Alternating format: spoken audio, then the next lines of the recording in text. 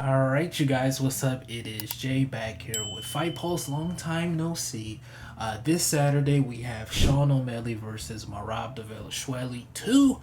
This is going to be a technically immediate rematch for Sean O'Malley.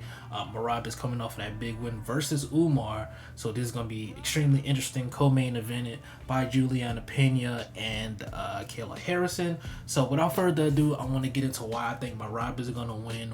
As always, like, comment, subscribe, all that good stuff. Let's get into it. So as we see, I got the full card pulled up right here. Sean O'Malley is a plus 260. Ooh, Juliana Pena is a plus 525. I might have to put some brand on that. I don't know, but this is going to be the card. This card is actually really fucking good. The main card, that is, at least. You got Vicente Luque, Kevin Holland. You got Mario Batista, Patchy Mix.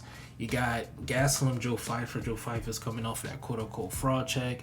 Then, obviously, like I mentioned, Harrison and Pena. And then Merab and Sean O'Malley. I just really want to focus on this fight in particular because this is the one that intrigues me the absolute most. Merab is one of my favorite fighters, and I called it last fight. I said Merab was gonna beat O'Malley. I said he was gonna beat Yan. I said he was gonna beat Cejudo. I said he was gonna beat O'Malley. All like it happened the exact way, and I feel like this time is gonna be no different. With this fight, I honestly think with Merab, right? He's just to beat Merab, you have to catch him. You have to catch him early, like Marlon Moraes did. You remember Moraes caught him with the check hook, knocked him down, looked like he had him out of there. Then Moraes completely turned around the fight and then submitted Moraes. With Sean O'Malley, we know the reach advantage is really gonna be not that much of a problem for Merab, but he's taller, lankier. It's gonna be there. I honestly think though, with this, Sean has maybe 1 or 2 rounds to catch Merab, because usually around that 3rd round, that's where Merab really starts to put in work.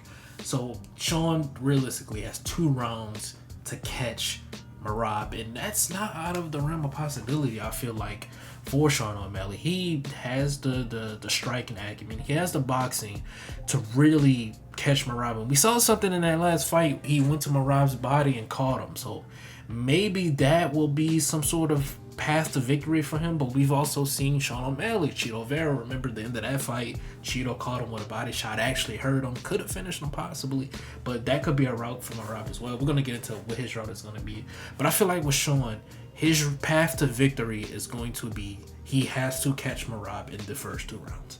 Point blank, period. If he does not, he's going to lose this fight the exact same way he lost it last time.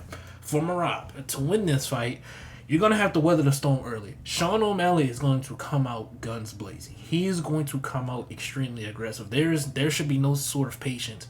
He cannot let Merab get in any sort of rhythm, right? For Merab, he can't let Sean O'Malley get in any type of rhythm. With him, I feel like that kind of works in Merab's favor, though, with Sean coming out so aggressive, because it leaves the hips open for takedowns, clinches. Merab has a sneaky right hand that he throws a lot.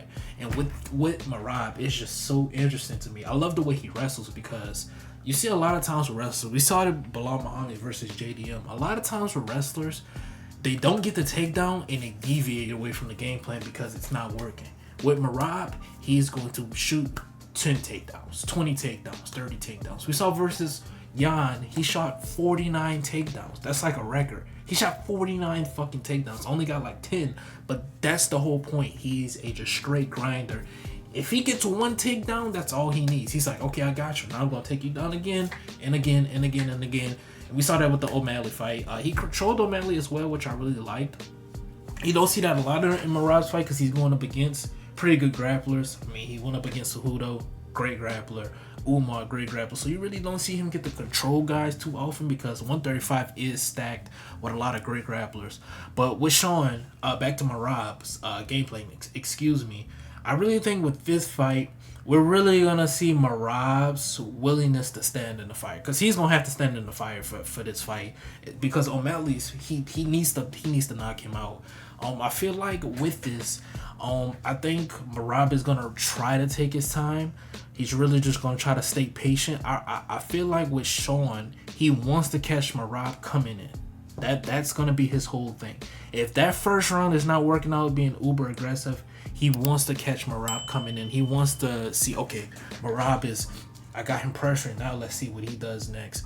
Merab is gonna just have to weather the storm for these first 2 rounds, and I feel like after that, that's where it gets crazy. He's gonna grind on O'Malley. I feel like the first 2 rounds a little bit. He may take him down. He may not. I feel like Sean can stuff a few, but once that 3rd round hits, this fight is over for Sean O'Malley. I feel like this is just gonna be a classic Merab fight. I really think he's gonna come into his own with this one, solidifying that he is the champion of this division. This will now be, I believe, he beat Sean, took the title away from him. So this will be his 2nd defense. This will be his 2nd one. And we're going to be looking at possibly him versus Jan next. If Jan can get past McGee. That's because that fight has been made for October. If Jan can get past McGee, that would be great. Looking at the other fights on this card, though, I'm picking Merab. That I hope that's pretty obvious. But looking at the other fights on the card that interest me, Pena and Kayla Harrison is an interesting fight. Because Kayla Harrison either is going to just straight up dominate Pena, or Pena is just going to straight up shock everyone, defend takedowns, and knock out and submit Kayla Harrison like she did Nunes. I think she's going to knock down Kayla Harrison and submit her. That's honestly what I think. Gastelum, Joe Pfeiffer. Joe Pfeiffer's going to knock out Gastelum.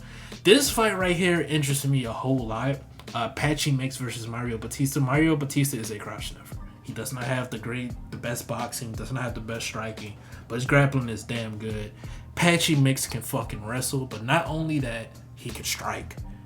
I think he knocks out Mario Batista. I'm calling that now. And then lastly, we got Vicente Luque versus Kevin Holland. This fight is pretty even on the odds for the most part. Plus, they have Kevin Holland that's like the slight favorite. I honestly think Luque should be the favorite, if I'm being quite honest. But I do think Kevin Holland wins this fight. He has all the tools to beat Vicente Luque. Vicente Luque struggles with not aggressive guys, but guys who can snipe him, guys who have the power coming back. Because he has the power, but you know, when guys throw that power back at him, he kind of struggles with it. But on that same token, Kevin Holland can't grapple for shit. I think he can grapple, I just think he doesn't try. And Luque, we saw in his last fight, I believe he tried to pull guard or take down, who was it? Buckley, and then Buckley wound up submitting him.